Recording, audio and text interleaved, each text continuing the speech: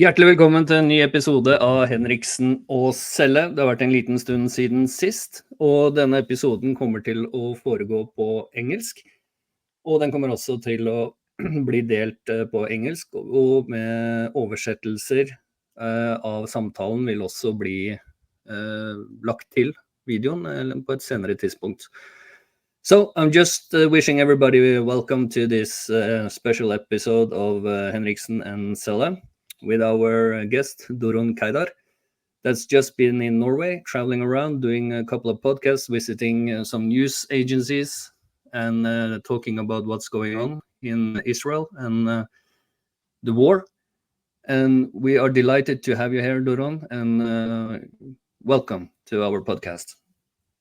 Thank you. Thank you. As always, we have Eric with us. Welcome, Eric. Thank you. Thank you. So, let's just jump into it. I just want to know, how's your experience been in Norway? You've been in quite fast pace. You've gone from podcast to podcast, from news agency to news agency. And did you have any time to see the country of Norway when you visited, or was it just going from place to place?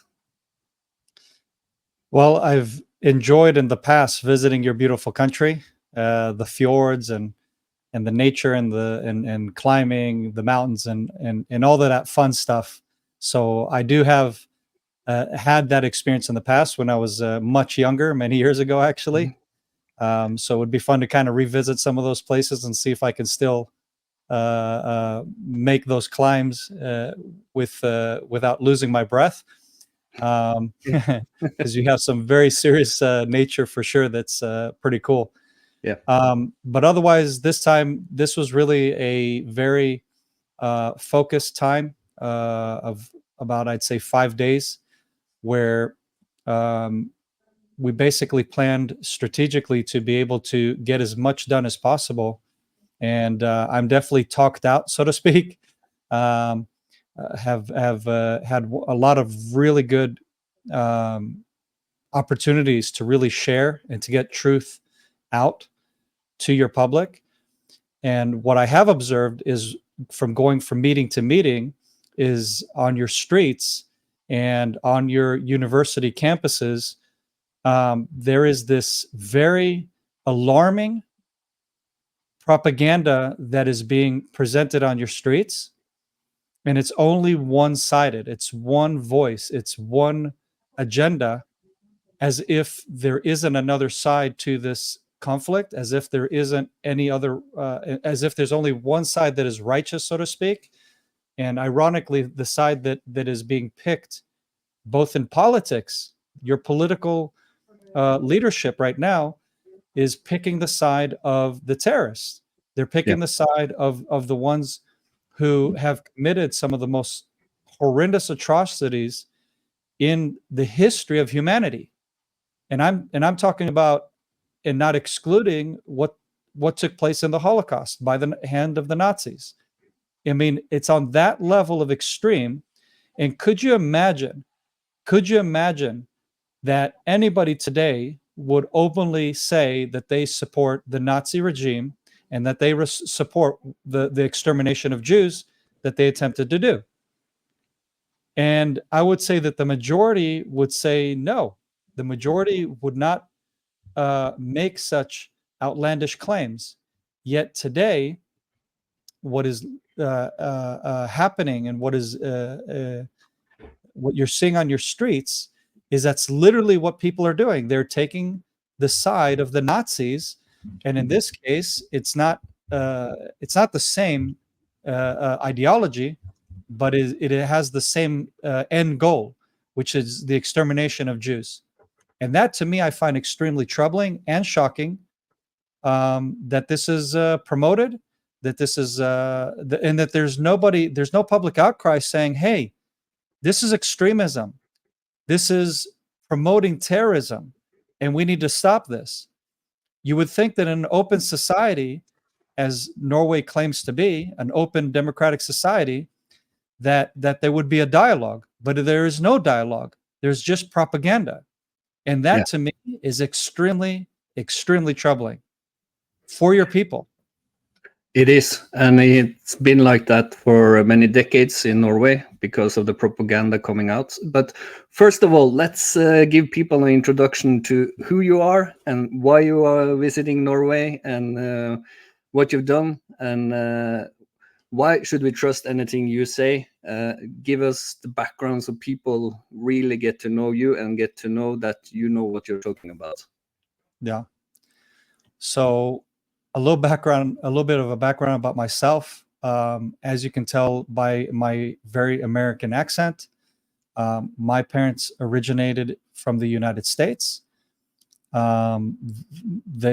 moved here in the early 70s, and I ended up being born and raised with my brothers here in the land of Israel. So I am, first of all, born and raised in Israel.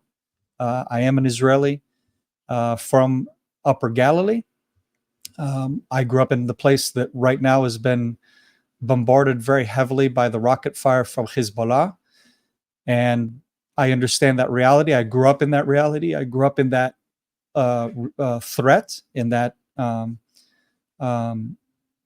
yeah, I mean, to me, unfortunately, being raised in war and through conflict, the Gulf War, for example, that's something that we lived through, we experienced firsthand. It's not something we read about in the news. These were our realities. Grew up in the reality of having bus bombings, cafes, and then most recently now the knife attacks, and not knowing if somebody is some jihadist extremist is going to want to carry out a lone wolf attack and start stabbing people randomly to death. And so, I mean, that's kind of the reality that I've grown up in, been raised in. And after my military service, I actually ended up getting into the security and defense. And so, besides protecting Israelis in the IDF, I've also basically made it my life's goal to help protect people outside of the military, and so work for the Israeli government in personal protection. And then today, I've been doing this for many years privately for a private Israeli firm here in Jerusalem, which is founded by the Israeli Special Forces Naval Commando unit are the founders. So you have Naval Commandos, you have other special forces from the Air Force and the Army. And so basically the community of security experts that are my work partners are tier one top experts in personal protection in the world. And so also you see the reflection of our clients that we protect when they come here and visit Israel. So that's just a little bit of a background of myself, what I do professionally, and that's what I'm exposed to. And then aside of that, my unit that I serve in reserves today is a special forces unit that has been called up since October 7th. And we have spent a total of 10 months plus in combat in Gaza, trying to stop Hamas and to destroy Hamas and to restore peace to our communities, our Jewish communities, and to bring back our hostages. So that's what I've been involved in the past almost a year now since the October 7th attack that erupted. Yeah. So for our listeners, this is the credentials of the person, Doron, we are talking with now. That should give you insight to what's happening on the ground, what's happening in Israel, what's going on, what's been going on, and actually a different side other than we read in the Norwegian media, we see in the streets in Norway, and so on. So to all of our listeners, please share this. Please give this podcast to your friends. Tell them about the other side, because we do not want to repeat our mistakes from World War II. So, Eric, you're back. And Yes. yeah, you and Doron has been driving around. You've been his private driver in Norway. And how's your experience been going from place to place? And do you see the Norwegian media reacting different, or do you see them respond well to Doron's message? Yeah, I think it was really interesting, and I think Doron also got a glimpse of the broader reality in Norway. Because the sad truth is that Israel, everything that has come out of Norway officially and in the big media houses, has been very, very anti-Israel since October 7.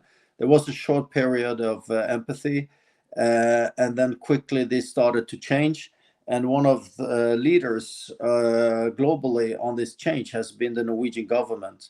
I have met the Israelis the last, and I want to underline, I've met Muslims, Christians, and Jews in Israel the last year. All of them are questioning the animosity that is coming out of Oslo towards Israel, and they don't understand why. It was Conservative that invited Doron to Norway. Originally, we did a very good seminar in Porsgrunn on Saturday, and then we decided to expand this when he was here. And it was very, very easy to get people to want to meet Doron and hear his perspectives. We went to Parliament. People can see a variety of podcasts, interviews. We had very good numbers on our public meetings. And this really shows the deep division that is within our society, and not only Norway, but it's a division that goes through the whole Western world, because there is a strong support of righteousness and truth yet to be found in the post-Christian nations of the West, including Norway. And when we started, I don't think I got a no from anyone I asked. So, and we had some very good in-depth podcasts where people were really interested, from E-nyheter and Helge Lurås podcast to Henrik Beckheim, to Dagsorden on Dokument. And I think Doron got an idea that not everyone in Norway has changed sides from democracy to terrorism. And I think that in itself was really important, because we need to communicate to Israel that the government really doesn't represent everyone in Norway, and neither does the media. And today, this morning, as we speak, Amnesty International hosts a seminar at Litteraturhuset in Oslo, titled The Rise of Anti-Semitism and Islamophobia. Like those two concepts are like put in the same box, which is very, very illogical, and it's not truthworthy to put it into the box. Now, in this seminar today, I just got a text. I have friends that are there. Quote, "To be pro-Israel is hating Muslims." That's from the panel on that summit. So I suggested to Doron that he comes back to Norway with a Christian IDF officer and a Muslim IDF officer, because the level of stupidity in anti-Semitism is really beyond reason. And when Amnesty hosts a seminar on anti-Semitism, and from that platform comes the idea that pro-Israel is hating Muslims, then they are perpetrating anti-Semitism. And not only that, they are trying to attack anyone that is supporting the battle against anti-Semitism, because anti-Zionism is anti-Semitism. And I think that captures one of the profound statements that Doron made on his tour, that the evil that Israel experienced on October 7 doesn't stop with the Jews. This evil is going to expand, just like the evil of the Nazis it didn't end with the Jews. There were 6 million people slaughtered in the gas chambers, but that was only half of all that was slaughtered there. Anti-Semitism and the evil that jihadist Islamist ideology represents today, which is directly linked ideologically back to, or cousins, if you will, with the Nazis, will never just end with the Jews. And that's what I think that, for me, became a very, I mean, it's been part of something that we've known, but when Doron gave examples of the atrocities that were done, which I have seen a number of videos of, I have seen videos of what happened on October 7 that keeps me awake at night, and that I really don't know if I want to share on a podcast, even though it should have been shared on a podcast. These atrocities, when we live in an open, free, liberal democracy, as we like to think we are, and the majority of the people in power actually sides with these people that commits these atrocities, whether it's making a deal with Qatar, or it's excusing. Hezbollah has been pummeling northern Israel for a year now. 80,000 people are IDPs in their own country. Now, when Israel takes out a terrorist organization that has destroyed Lebanon, then suddenly that's an escalation. No, it's not an escalation. It's an attempt to bring peace. So I think that for our project in Norway, I think everybody that has heard Doron this week did not go out of those meetings, or you don't come to the end of the podcasts without being changed. Because the evil we are facing is actually going to stare us right down. And the reality for Norway after October 7 is that we have an Arab street. The Arab street that was not a reality in Western Europe is a reality in Western Europe. And to walk in our streets with violence in your eyes and shouting Palestine shall be free from the river to the sea, it's a battle cry for continuous genocide on the level of what we saw October 7. This is not allowed in one single Arab Muslim country. It's not even allowed in Mecca. At the pilgrimage in Mecca, there's a video circulating of one guy that took out a PLO flag, and a police in Mecca came and made it very clear that he put that flag back in his sack very, very quickly. So the Arab nations understand the evil that can come out of this genie. But we are letting it happening in our streets. And that's what really, really concerns me. But that was like just to sum up my reflections of the tour that we made. And I think it has to be just the first of a number of, we have to go back to grassroots mobilization, because the mainstream media will never give this perspective on anything, and specifically not what's going on. I think the Norwegian government, both the right and the left, has put so much pride in their policies that has been on the wrong side for a long time. Remember when UNRWA has been documented to be used by Hamas, Hamas is integrated in UNRWA, and Saudi Arabia freezes all its funds to UNRWA. Then Norway decides to add up to compensate for what other countries have stopped. This is the Norwegian government, and this, for anyone that loves freedom, you don't even have to like Israel, you don't have to like Jews, or whatever concept is in your mind. But this is a matter of self-preservation for the freedom in our nation.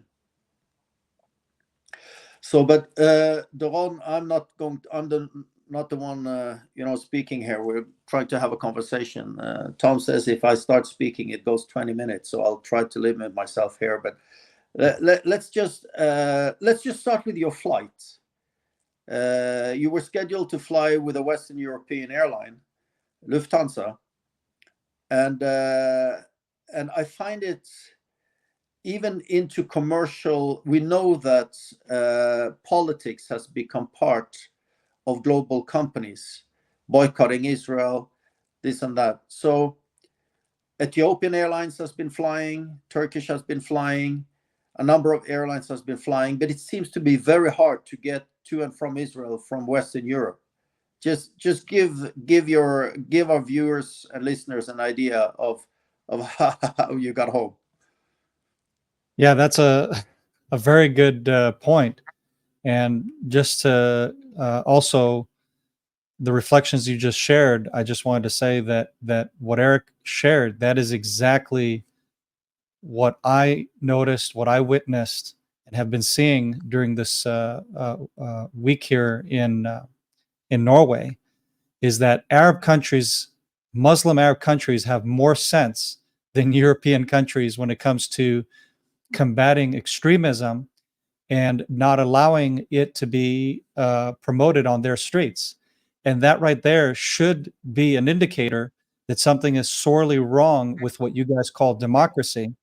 It's not democracy if you're giving a platform to the bad guys. It's not democracy if you silence the people like myself who would like to share our side of what's happening and to have a dialogue on this. That's not democracy.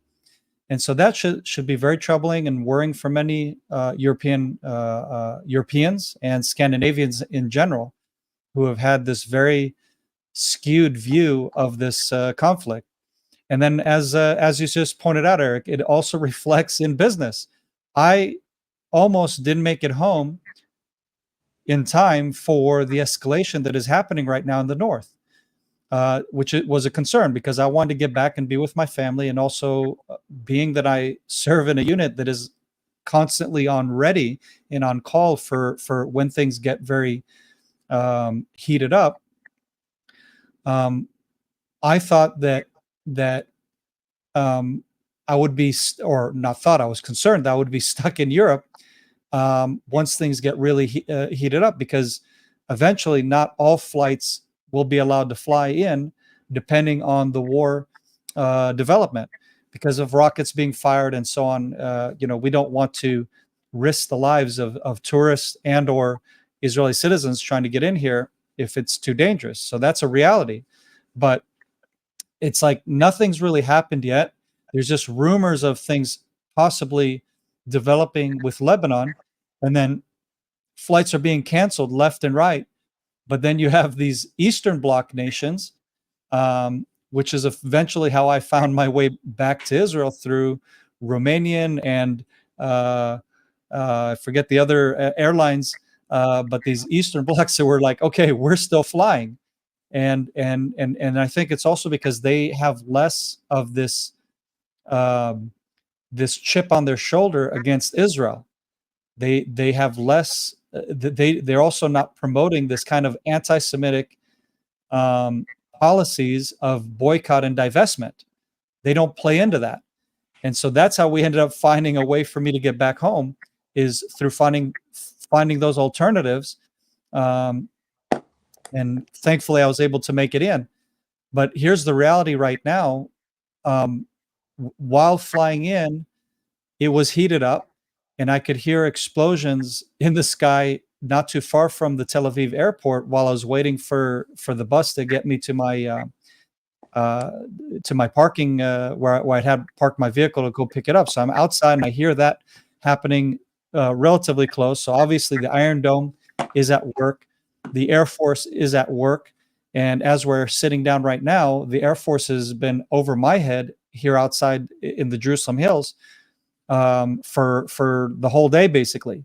So it is a very active attempt of defense against the onslaught of the Hezbollah, Iraqi, Iranian, Yemenite, directions, because they're coming from all different directions. These attacks, if it's unmanned drones, attack drones, and we're not talking about like a little drone as in, the kind you fly for capturing footage or something. We're talking about something that is the size of a relatively small airplane. And so you have those attack drones that are being attempting to hit civilian areas. And we know a few weeks ago there was one that hit in central Tel Aviv, for example, that attempted to or made it through our defenses. So this is kind of the reality that we're in right now. And what Israel is trying to do is to put an end to these threats, to restore peace and safety and security for all of the Israeli citizens living in Israel. And yet, on your news, as I was stuck in Europe, I kept seeing Sky News, Norwegian news, Swedish news, Danish news. I was going through the different channels. And the only thing that you're hearing from the defense of Israel that we're doing is 500 Lebanese, plural, random people killed by Israeli airstrikes. I'm like, wait, what do you mean? You mean 500 terrorists maybe, and hopefully no civilians were hit, but the real numbers of actual collateral you're not going to hear about, and we'll probably never really know the actual numbers. But what I can tell you from serving in the IDF and knowing the protocols of the Israel Air Force, we're very, very strict when it comes to collateral. We don't believe in any collateral, basically. That's our zero collateral is our standard. And that's what we attempt to do, is to avoid civilians who are not combatants getting hurt. But at the same time, you need to remember that the enemy plays dirty and they hide within civilian populations. That's what they want. They want the global community to look at Israel as the bad guy and to project the evil that they're responsible for. And it's this constant shift blaming, and they never get held accountable for what they do. But it's like only Israel gets held accountable when we defend. And that to me is absurd. It's on a side note. I think it's interesting to observe that the Eastern European countries seems to be more alert of the spirit of totalitarianism than Western European countries. And I think this has to be, it's connected with it's fairly recently they came out of a long dark nights of being under the communists' hammer, so to speak. And people in leadership in Eastern European countries today are still a generation that either themselves or their parents lived most of their lives under extremism and totalitarianism. And it seems to me that their moral compass is much clearer than the liberalism that has taken over, at least, I don't think the people of Western Europe and America, but at least the leading power players. And I think that reflects even down to the airlines deciding not to fly or do fly. I don't know if you have a perspective on that one. Yeah, you're right. That's exactly it. And again, I have experience or eyewitness accounts of Jews who came out of those countries that you just mentioned, from these totalitarian regimes, and so you get to hear their stories and how their families and as Jews experienced those evils, and I think they are much more aware of the dangers of those types of ideologies and what they're capable of doing. And I've also heard many times eyewitness accounts where they will share about this either on a news or a documentary or what have you, and trying to just basically warn the West, because these are people that have left those countries during the extreme pressures and control of those countries, and people were being murdered in the most extreme case. So after getting all your rights taken from you and absolute control of the news, sound familiar? The political voices that are heard, and there's just one voice that is tolerated, and no opposition is allowed to be expressed. So those people who have left that oppression, left those evil regimes, now living in Canada or United States, hearing them share about their concerns that they're seeing these same ideologies being promoted on college campuses and by certain political pundits in America or Canada, and they are trying to raise the alert and the alarm, and they're saying, hey, we know exactly what this is. We are very familiar with what these people are saying. This is dangerous. That's why I left where I came from and where I immigrated to the US for, because of that. And the fact that Western nations like the United States, Canada, and what European countries claim to be, instead of listening to these people and taking them seriously and taking a very hard stop and go, wait a minute, let's re-evolve what exactly it is that we are promoting on our streets and in our nation. And are we truly giving a platform and a voice to these extreme ideologies, which we all know what the end game is? I mean, we don't have to try to figure it out based on their narrative, what they're saying right now. Just look at where this was repeated in history, and that's what we had in if it was in South America, if it was in Soviet bloc nations, and in any other parts of the world where these ideologies have been promoted and given a platform and not stopped in time. The end result is millions of people have died, millions of people have been starved to death and living in extreme oppression. So the end result is actually catastrophic, and that is why I think it is extremely alarming when I see these ideas being promoted on the streets, and that there's no public outcry, and that there's no political opposition to say this needs to stop, and that we should not tolerate these ideologies in our streets. So that's what I'm asking: is where's that opposition? You know, the silent majority, because you're allowing a minority voice in your countries to take the narrative, so to speak, to steal it and to hijack it, and then you get marginalized and you get silenced. That's unacceptable to me. You know, Ronald Reagan, he said a famous quote that if fascism ever comes to America, it's in the face of liberalism. And we know that you never go from a free society to a totalitarian reality or very rarely over a night. It's a long sliding process where it begins with no platforming of opposition voices. Then it starts with demonizing of the people that carry these voices.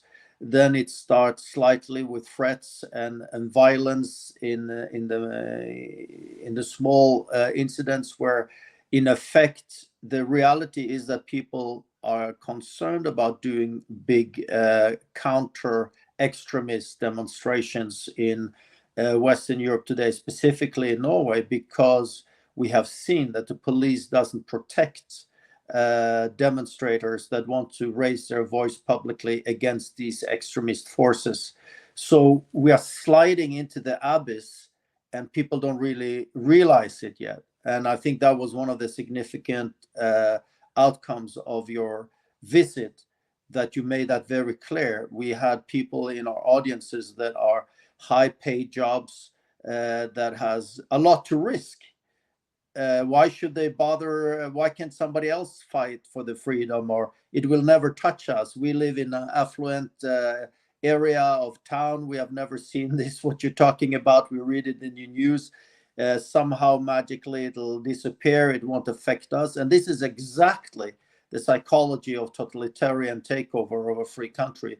And it's when good people decides to do nothing, that is when evil prevails. And that's what really concerns me. That's exactly what we are seeing in Western countries today. And if anything, this podcast must be a battle cry for democratic engagement to really shut these demand that freedom of speech does not include the right to call on genocide of others. And that's exactly what's going.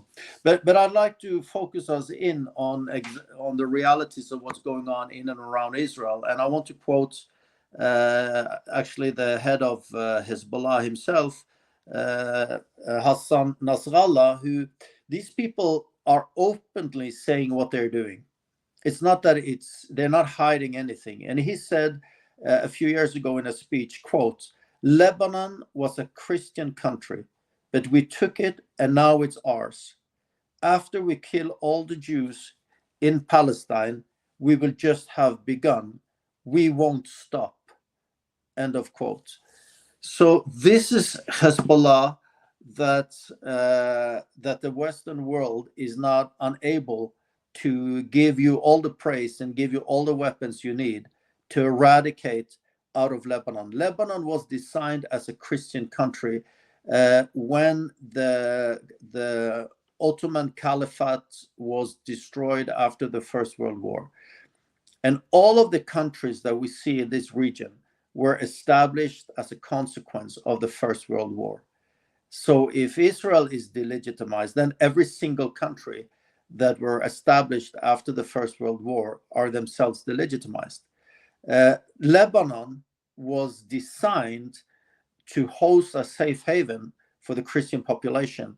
It was under the French Palestinian mandate, the Syrian mandate, and they carved out Lebanon to be big enough to be a vibrant nation, but small enough that the Christian community would not, drown in a sea of Muslims, as the other nations where they knew they were designed to become Muslim nations. And this always has concerned me, because there seems to be no realization and no empathy for the reality that the PLO that were chased out of Jordan in 71 entered the weakest spot they could, which was southern Lebanon. And the atrocities that the PLO perpetrated in southern Lebanon from 71 to 82 is simply not in any history book, but it's a reality. You can see it by the population that used to live in South Lebanon that is now living across the world. And I remember very well in 1982 when Israel decided to set a stop to the terror. Not only, the consequence was to stop the terror in South Lebanon against the Christians, but to stop the cross-border terrorism from PLO to northern Israel.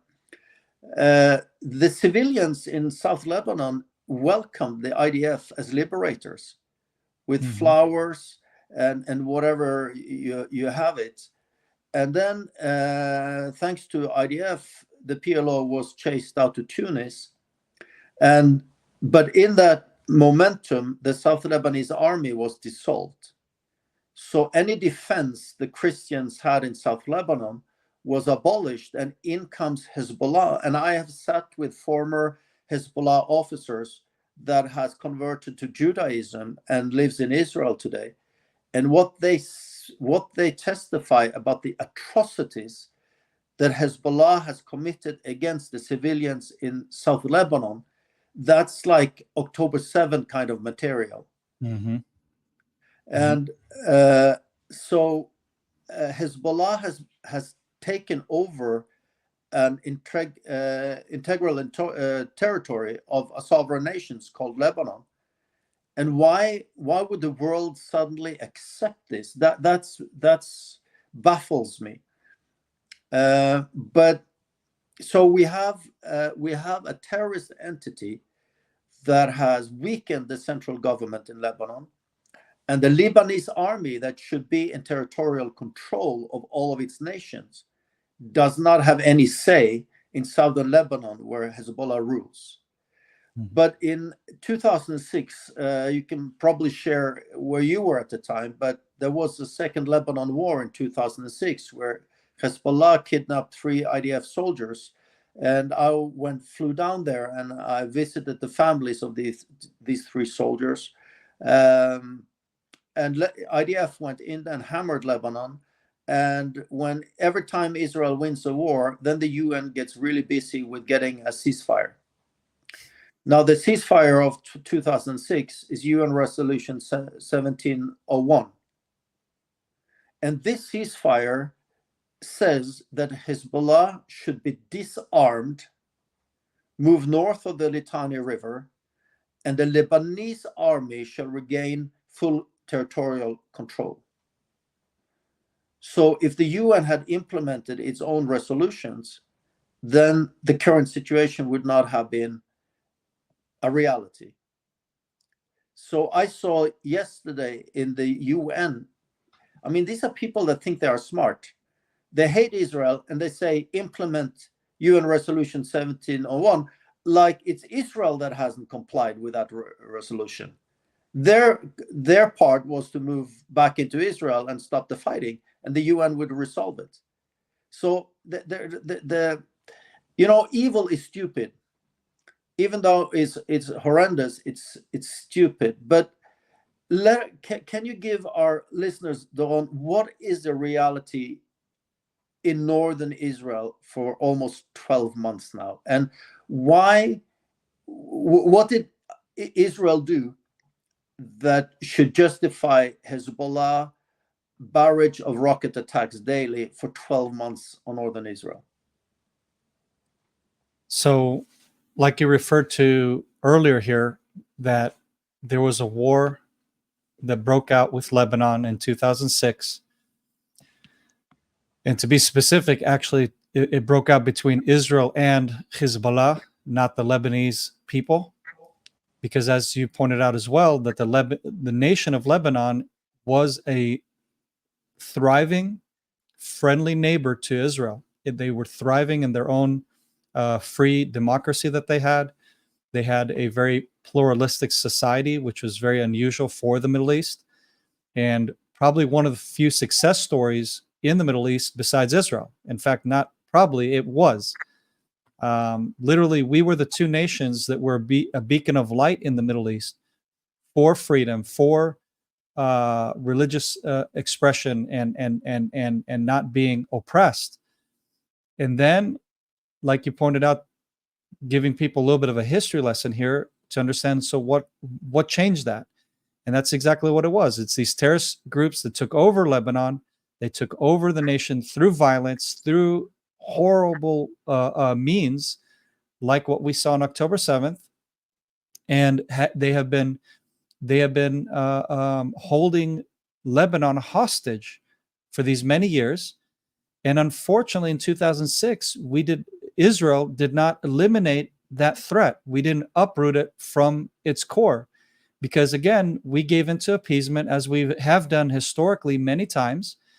And instead of allowing Israel to win a war, because it seems like the only ones who have the privilege to win wars is the West, even though you have also lost the will to win.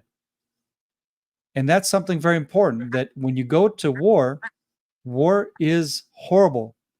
War should be horrible. The cost to go to war should be very, very costly. And usually it means the lives of people, the livelihood of people, if it's their homes, their businesses that get destroyed, etc., from war. It should be costly, and it is costly, and it should be something that you don't want to revisit. And the fact is that we have allowed ourselves to go to war time and time again, and to have to revisit war because we won't win against our enemies. And that's because of, again, international pressure, United Nations, etc. They get involved, and they don't hold themselves to their own standard. And not just that, what I saw in Gaza is that they are actually enabling the terrorists. They had over 2,000 at the time. Maybe the numbers changed, but I remember at the time, a few months ago, that we publicize that over 2,000 of the employees, United Nations employees in Gaza, are Hamas operatives. That doesn't question the authority and legitimacy of the United Nations at all. That the United Nations would employ terrorists. I mean, hello? And the ones who are in question is Israel, the ones who have a moral, the ones who have standards, the ones who have rules and democracy and law and order, the ones who have a pluralistic society of minorities who are in government, who are in the Supreme Court, who have the same rights as I do and even more rights than I do as an Israeli. And that's the problem, right? Like, so Israel's the problem? No, the problem is these bodies and these political leaders around the world that won't allow Israel to eliminate the threat and the problem in the Middle East. And so what's been happening, what's been brewing in northern Lebanon is because we did not eliminate Hezbollah, they have rebuilt their weapon storages, their rockets, and clearly, like right now, like I said, right this moment, as we're speaking and having this recording this podcast, there is constant rocket bombardment in northern Israel, and that over 80,000 Israelis have been evacuated from their homes. In the beginning of the war, it was actually over 100,000. But some have tried to come back. But the ones who are that small minority of Israelis who are living under that conflict zone, they are constantly going to the bomb shelters. They are not living in freedom. They're not living without the threat of their lives, that any moment you could die from an air attack, from an attack drone, or whatever, or terrorists that cross over into the border of Israel, which is what they tried to do. We stopped them multiple times since October 7th.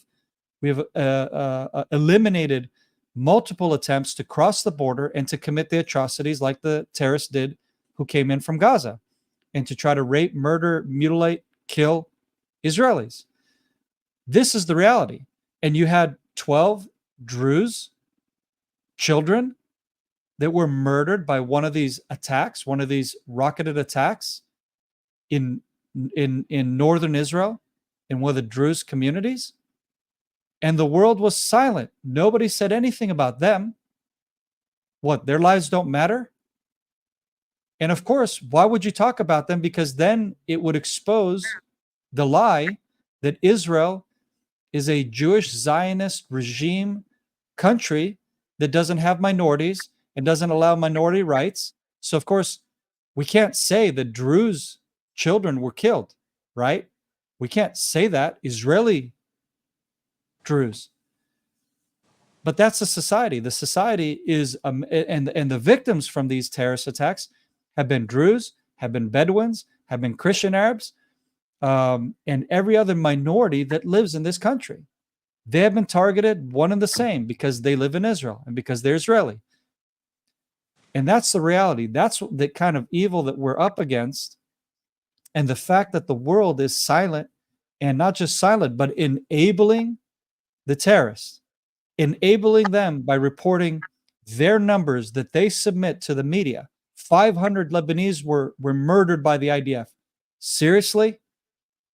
And people believe this because they have no other outlet. They don't have any other information. And so you're actually mind locked. You have landlocked, you're mind locked in Europe.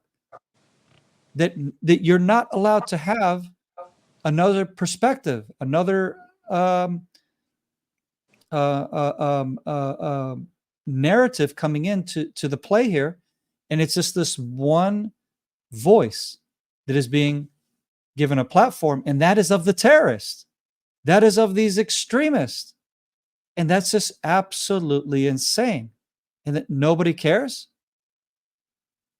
People need to wake up. People need to wake up, and they need to realize this is what Israel's up against. And Israel should be given the green light to uproot Hamas and Hezbollah in the north and every other terrorist organization to the root, so that they are not able to rebound, and that we don't have to go to war in the next 5, 6, 10, 20 years from now, that it's done with, and that people in the Middle East and in our neighbors are freed from these tyrannical psychopaths that are ruining their lives. And if you really care about the Palestinian cause, then let me and my men do our job. Let us destroy Hamas and free the Palestinians, free the Lebanese Christians from these tyrannical psychopaths. Let us do our job. We're not doing it just for ourselves. It is actually freeing the people who are being held captive by these psychopaths. Yeah, and I think that those that are now roaming, the extremists that have come out of the Muslim countries, I think most of the Arab countries are happy that the pressure from these extremists have lowered in their Arab Muslim countries and has heightened, sadly, in our countries. Mm-hmm. But what people don't realize is that Israel is a pluralistic country. And the anti-Semites think that, oh, now we're killing and harassing the Jews, but they're killing and harassing Druze, Christian Arabs, Muslim Arabs. I mean, Haifa that has been pummeled, Nazareth there's not many Jews living in Nazareth. They are being pummeled. And I think that's a narrative, that's a reality that people in the West really don't understand anymore. But as you're saying, that population that would be relieved if IDF really gives Hezbollah a fatal blow is the civilian population in South Lebanon. Mm-hmm. I mean, I would tolerate IDF doing what is necessary if I knew that the end of that stress would be freedom, you know. Yep. But I think the West has lost probably the idea of the concept of freedom to begin with, and I think that's an internal problem. But you grew up in Kiryat Shmona, Doron. That's a northern city. Yeah. So now Kiryat Shmona is one of the cities that hasn't had every citizen has most have been gone. So Sure. Let us break it down to really the last year for a citizen of Kiryat Shmona. Say you have a business, you just bought an apartment, you have mortgage, you have lived with your family in one room hotel room, you have internally displaced. I mean, give our listeners just a short reality of what that's really like. Give some examples of what the stress that these people has gone through and are going through right now. Yeah. So life has really been hell for these people. They, as you pointed out, have had to leave their homes for months now, nearly a year. They have not been able to return home. Some have made very quick trips to go collect some things from their homes, if it's books and valuables that they want to have with them at the hotels where they're staying, like you pointed out. So you know, again, those who hate us are going to be very cynical and say, oh, these poor Israelis, they're in hotels. Oh, you know, aren't they so sad? You know, well, what about the Palestinians who have been living in rubble or tent cities and whatever? Yeah, the difference is that we actually take care of our citizens. We love our people enough that we're not going to make them live in tent cities. So that's why there's a difference. And after a few months at a hotel, you're going to be miserable actually as well. This isn't something, you know, that is, it's not fun. Okay. It's not vacation. It's actually very uncomfortable in the long term, because you're in a confined space. You don't have your own bedroom. You have your own dining room. Everything is in public areas. And then when you retire for the night, it's going to a very overcrowded hotel room just to put your head down and get some sleep and rest.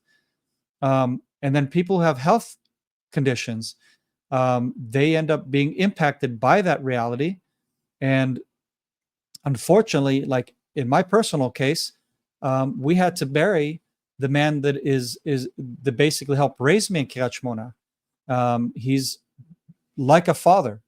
And can you imagine the hurt, the pain, the blow to the family that we had to bury one of our loved ones, the family head, the father head of this family in this particular case, because he got sick from the conditions of being away from home and so on.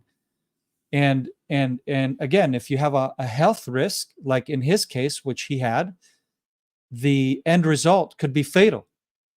And so that is happened, of course, again, in multiplications of how many families. And then we talk about your security, your financial security, your business. Many have lost their jobs. They have lost their income. They have lost their ability to provide. And the only thing that they have right now is from that the government and our taxes are paying for is for their stay at a hotel and their roof over their head and their food. Other than that, if they want to buy things, if they want to get, go to the movies or whatever, who's going to pay for that? Who's going to pay for your leisure or the extras in life, right? That we're all used to. People who have a job and have vacation.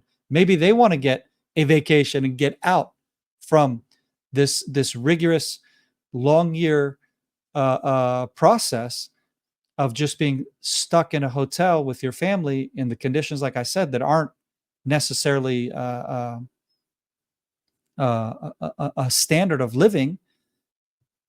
And I know there's plenty of organizations now, nonprofits, that are trying to help the impact of these people, trying to help them regain their lives and trying to help them financially because they're in financial straits. Like you pointed out, they have their mortgage that they have to pay for. They have their car payment for a car that is probably destroyed if they had to leave in a rush and those cars are left behind. So I know that there have been damage to property, damage to vehicles, damage to businesses that have been destroyed by the rocket fire. Let alone the emotional stress of what you knew of the security of home, of life, being bombarded and or destroyed by rocket fire by the enemy. So it is miserable, to say the least.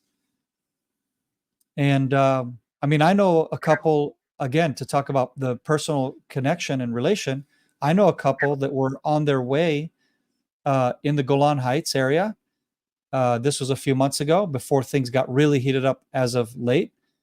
And again, one of those random rocket attacks from Hezbollah, one of those rockets landed on their car. And so now their children are orphaned. And this is a young couple that's about my age. And can you imagine the impact on that family? It's never going to be the same. So basically what we're talking about here is a very, very hard blow to Israel on many levels, and the world is silent. It's almost like, I'll put it like this. It's like, imagine that you were held captive in a psychopath's home, some serial killer, and you were in his dungeon, and you were starved, you were raped, you were tortured, and finally the investigators figured out where this psychopath is, rescued you, and you're now free from that psychopath's control, but your face is advertised in public, all over the news, in train stations, where you have these advertisements, flipping by, and there's these advertisements to free Sven, the psychopath who held you captive for a year, tortured you, raped you, murdered the captives that he had before you, and that you were going to be next. And just by miracle, you got freed. And on the one hand, you're grateful that you're freed. On the other hand, you're being publicly shamed that you caused this psychopath to be in prison. How dare you? You know, to use the famous "How dare you" by that social justice warrior, you know, from Sweden, right? Greta, who is now also doing the "How dare you" to Israel and saying that it's an ecological destruction that the IDF is doing to the terrorists. Yeah, I just saw her recently on the news, and now she's taken that campaign. So imagine you have these justice warriors of the world who are shaming you for being the victim, shaming you for being attacked, shaming you for provoking that pervert to imprison you to begin with. Are you insane? Are you people insane? Yeah, Yes, do you want you us are. to really answer it? Yes, we are. Yes, you are.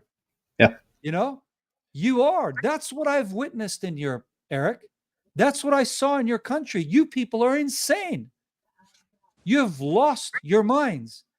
And the fact that you are so easy about it, so smooth about it, so nonchalant about it, I find that to be extremely troubling.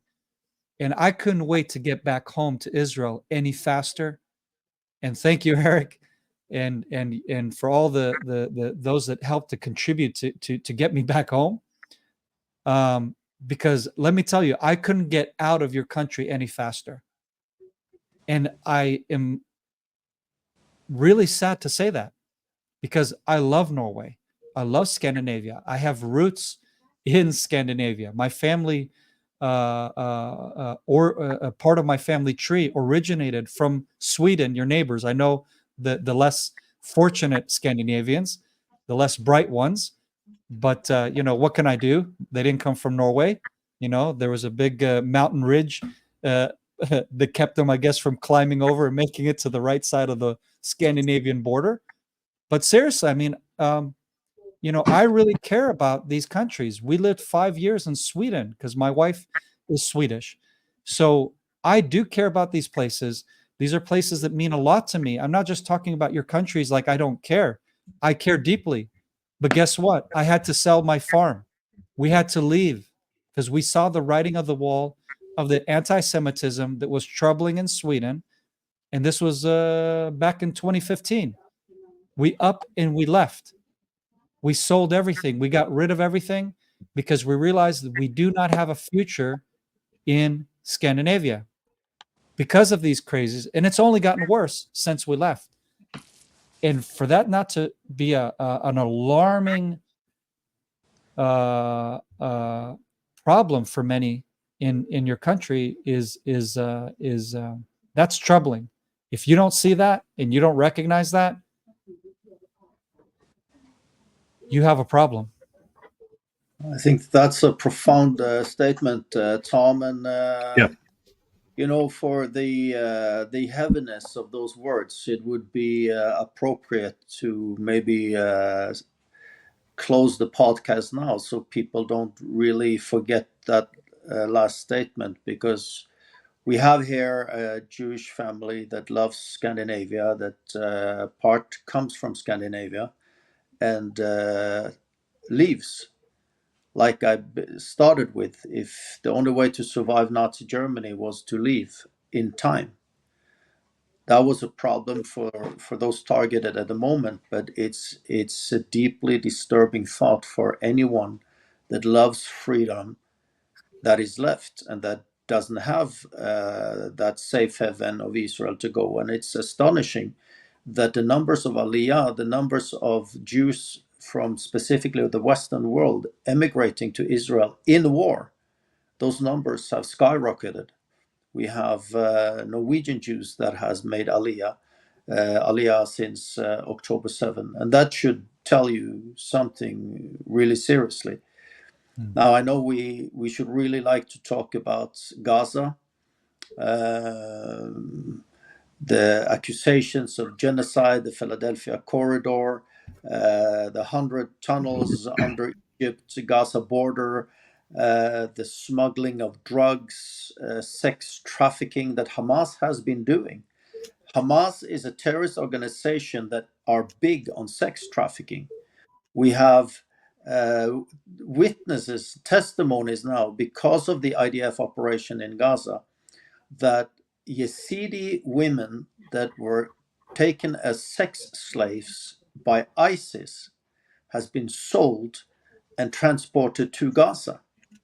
They say that it was an open air prison, yet at October 7, they say there were 200 individuals with Norwegian passports that were openly living and doing well in Gaza. Mm-hmm. So I think Yeah. the lies and the atrocity, the lies is so, they're so shameless, Yeah. that it's really hard for people that don't have any other source of information to be able even to imagine the size of the paramount of these lies. Mm. But Tom, I feel that we need to end here, to leave We are going to end. people with Yeah. this statement that this is not about Israel anymore. This is about the future of Scandinavia. Yeah, the future of the coming generations. And thank you so much, Doron, for being with us. You will be invited again, and we will talk about everything we didn't get through this time. But we just wanted to give people a little more information, and I want to show something for you guys, just to tell the people that are arguing against the Jews, this is where you're getting your talking points. Mm-hmm. They are translating AI using translating Hitler's speeches from the 30s, and the talking points he had are the same talking points that you hear from the Palestinians committees and all these left side or really right side people. And I just want to remind you, this is the guy that gives you the talking points. Do you really want to be on his side, or do you want to be on humanity's side? Mm-hmm. So thank you so much, guys. Any closing words, Doron, before we go? Just thank you for having me on the podcast. Thank you, Eric, and the brave Norwegians as yourself that have taken upon yourselves to fight this insanity. And I will be praying for your party to get into Parliament and to be able to affect change and to turn this ship around that is heading towards that iceberg and impending doom if voices like yours isn't going to come in and help bring that change for what is right, for what is true, and what is just. And I appreciate you and your stand that you're taking for your country, and may God give you much success in your work. And thank you for making the opportunity of having me in your country, and the wonderful reception that you gave, and me being able to share the light and your love and your support for the state of Israel and for the people of Israel that we don't get to hear because of the crazy that you have in your country.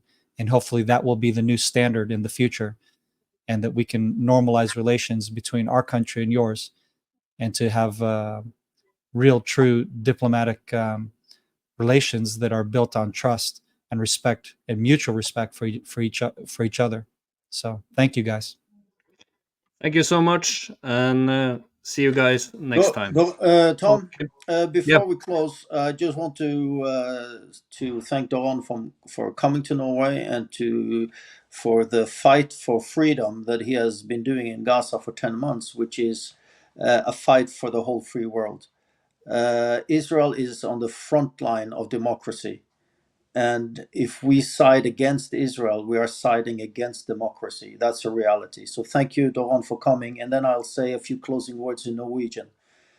For alle dere som lytter og ser på denne podcasten, så vil jeg oppfordre til å lytte på den, eller se den flere ganger.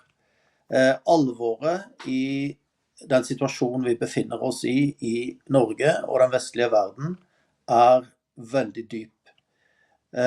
Konservativt har tatt mål av seg til å være på frontlinjen for frihet i Norge, og jeg vil invitere dere alle til å melde dere inn i konservativt og bli med i kampen, for dette ikke tid for å være passiv og stille. Og kanskje du tenker at du kan ikke si så mye, eller du har ikke, vet ikke hva du skal gjøre. Alle kan melde seg inn i konservativt og gjøre oss sterkere, og dermed gjøre røsten vår tydeligere.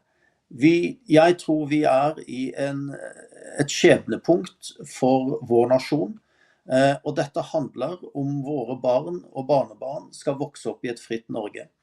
Undersøkelser viser allerede nå at 50% av ungdommer i Norge ikke tør å si hva de egentlig mener.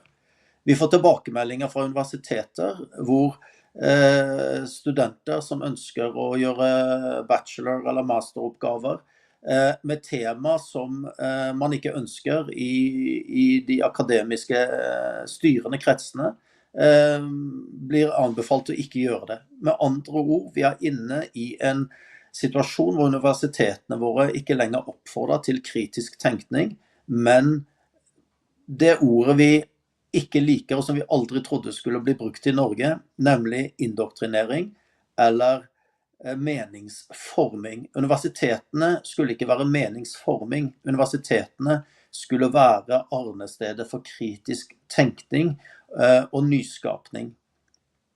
På gatene våre har vi sett vold mot mennesker som støtter Israel siden 7. oktober. På gatene våre hører vi nå rop som innebærer folkemord og undergraving av et av FNs medlemsland, noe som i strid med FN-pakten. Og i FN ser vi resolusjoner som politiske mot Israel, som slår ihjel tidligere resolusjoner som den samme organisasjonen har laget. Dette ikke tid for taushet, det ikke tid for passivitet. Det en ting du kan gjøre som viser din aktive engasjement, det å melde deg inn i konservativt, stemme på oss ved neste valg, og sørge for at vår røst kommer fra Stortingets talerstol etter valget i 2025. Takk for i dag.